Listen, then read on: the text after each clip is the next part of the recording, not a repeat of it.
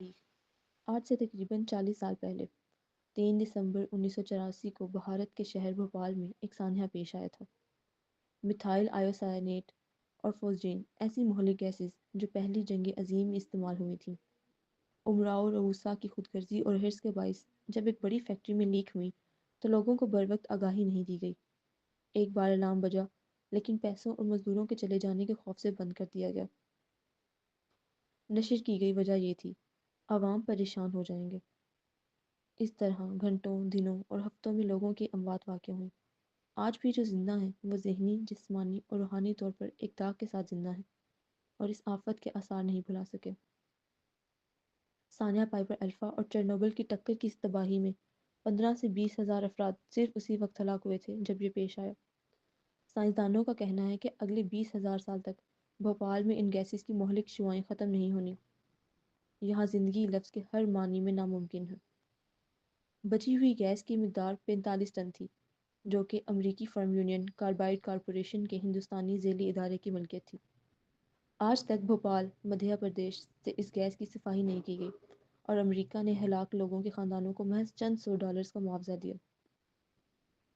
انسانوں کی تیسری نسل آنے کو ہے اور آج تک اس گیس سے گزرے ایک بھی انسان کا بچہ صحت مند پیدا نہیں ہوا، سب معذور۔ کس طرح دولت کی حرص ایک دنیا کا گوشہ چٹکیوں میں خاک کر جاتی ہے، یہ واقعہ ایسا ہولناک نشان عبرت ہے۔ آگے دی گئی کہانی اس فیکٹری کی ہے جہاں یہ سانحہ پیش آیا۔ کردار فرضی ہیں، جذبات و اثار اور حقائق افسوسناک حد تک اصلی۔ 7 فروری 1985۔ جناب، مجھے اپنے دیش سے کبھی پیار نہیں تھا۔ لوگ حب وطن کے نام پر فساد پھیلاتے ہیں اور اسے محبت جیسے عظیم جذبے سے لا ملاتے ہیں۔ میرے نزدیک اپنوں کے دل جلانے کے لیے خود کو بہتر کہنا، پیسے اور دولت کی ہوس میں اپنوں کو کھا جانا اور اپنی اقدار بھلا دینا حب نہیں، تذلیل حب ہے۔ یہ جنگ ایک عظیم الشان سلطنت کو واپس پانے کے لیے، سلطنت ہند کے لیے لڑی جا رہی ہے، یا دولت و ہوس کے لیے؟ میں جانتا ہوں، نہ جاننا چاہتا ہوں۔ مجھے پرواہ صرف اپنے پریوار کی تھی۔ وہی میرا دیش تھے، وہی تھے جن سے مجھے یہ پیار تھا۔ لیکن اب وہ ٹوٹ گیا ہے، اب میں بھی ٹوٹ گیا ہوں۔ اب صرف ٹکڑے ہیں جنہیں میں کاغذ پر لکھ کر جوڑنے کی کوشش کر رہا ہوں۔ میرا نام خادم ہے، میں مسلمان ہوں، مدھیہ پردیش کا بھوپال میرا گھر ہے اور وہ برباد ہو چکا ہے۔ میں ایک خاکروب ہوں، فیکٹری کا پرانا ملازم اور صفائی کے عملے میں سب سے غیر اہم اور کسی چیز کے قابل نہیں، بیکار۔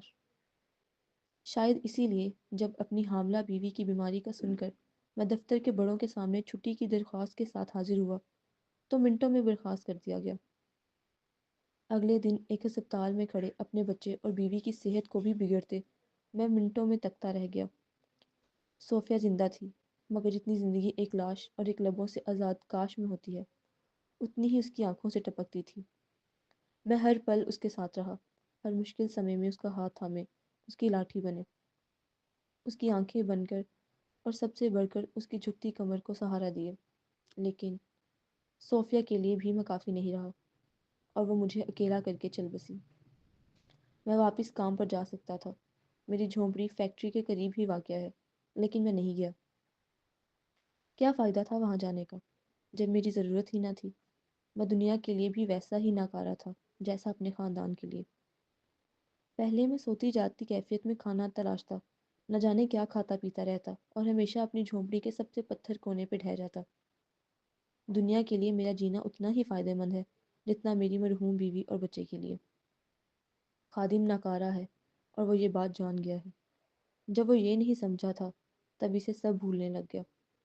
میرے پاس کرنے، سننے، سمجھنے کو کچھ نہ بچا تھا سوائے اپنے ریڈیو کے، ایک عام آلہ جس سے میں زندگی کی آوازیں سن سکتا تھا، گیت اور خوشگپیاں، تقریریں، انسانوں کی باتیں، لطیفے، مقولے اور زندگی کو خود۔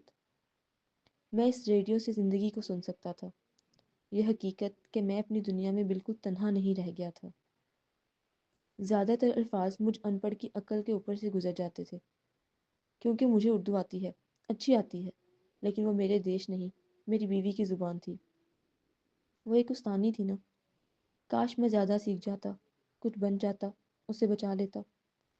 لیکن اب میں سیکھ گیا جو زندگی نے سکھانا تھا۔ جو مجھے چاہیے تھا وہ محض یہ ثبوت تھا کہ ثبات قائم ہے۔ میں نہیں رہا تب بھی زندگی قائم ہے۔ اتنا مل جاتا تو وہی کافی تھا۔ یہ ریڈیو اب میری جان بن چکا تھا، مجھے دنیا سے جوڑنے والی ڈور، میری استقامت کا رنگ۔ ایسا نہیں تھا کہ میں مکمل طور پر ٹوٹ نہیں گیا تھا، بلکہ میں ٹوٹ چکا تھا۔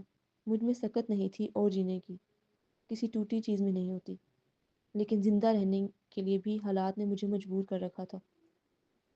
بندھے ہاتھ، زنجیر قدم، بکھرتا وجود، سب کچھ۔ میں اپنی جان لے لینا چاہتا تھا، مگر دل جتنا بھی روتا میں ایسا نہ کر پاتا، کیونکہ میں بزدل تھا۔ بے بسی سی بے بسی تھی، دنیا میں اکیلے نہ ہوتے ہوئے بھی اکیلے رہ جانے میں۔ اس ریڈیو نے مجھے زندہ رکھا ہوا تھا، شاید مجھے زندہ رہنا بھی سکھا گیا تھا۔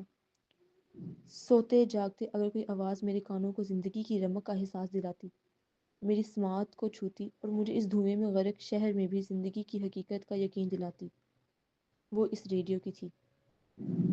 میں نے وہ ریڈیو ایک بار بھی بند نہیں کیا، اور شاید یہی میری غلطی تھی۔ جب میں نے یہ الفاظ پہلی بار سنے تھے تب میں دنگ رہ گیا تھا۔